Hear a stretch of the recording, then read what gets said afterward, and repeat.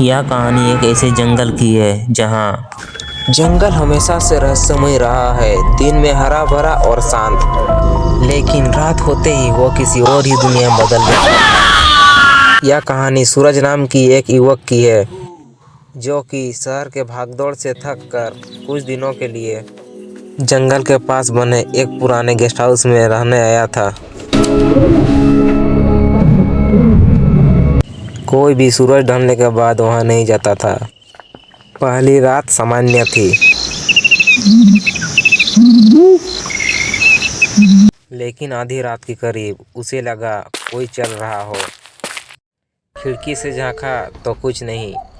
तभी झाड़ियों के बीच दो लाल आग चमकती हुई दिखी, जैसे कोई जानवर। सूरज ने खिड़की को बंद कर दिया।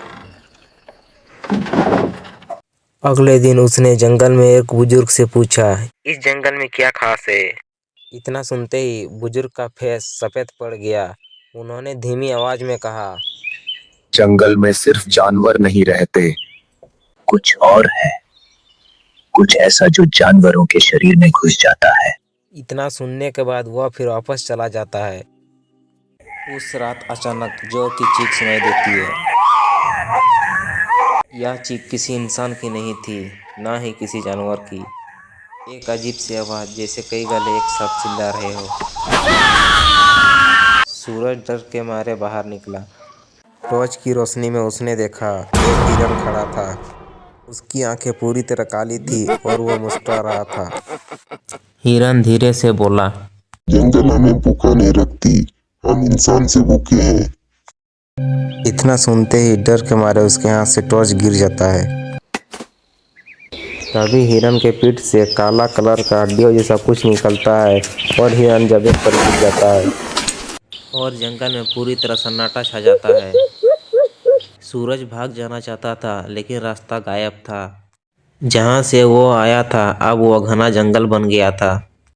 जानवर उसे देख रहे थे, जैसे उसे खाना चाहते हो। सबकी आंखें एक जैसी काली थी। कोई आवाज नहीं, सिर्फ सांसों की भारी गूंज। अचानक पेड़ों के बीच से एक आकृति निकली और कहा, इंसानों ने हमारे जंगल छीने, बच्चे छीने। सूरज समझ गया यह जंगल जिंदा है और जानवर इसके सैनिक हैं। उस रात जानवरों ने घेरा बना लिया। वे धीरे धीरे उसके पास आ रहे थे। उनके मुंह से आवाज आ रही थी, रुको, भागो मत। सूरज चीखता हुआ भागा। तभी जमीन फटी और जड़ों से बड़े हाथ बाहर निकले और उसे पकड़ लिया। सुबह हुई, गांव वाले आए, लेकिन गेस्ट हाउस खाली था। लेकिन गेस्ट हाउस के किनारे एक नया पेड़ उग आया था और उस पेड़ की छाल पर सूरज का चेहरा बना हुआ था। आज भी जंगल में जाने वाले लोग कहते हैं, रात में जानवर इंसानों की आवाज़ में बोलते हैं और कोई आवाज़ दे रुको तो समझ लेना जंगल ने तुम्हें चुना है।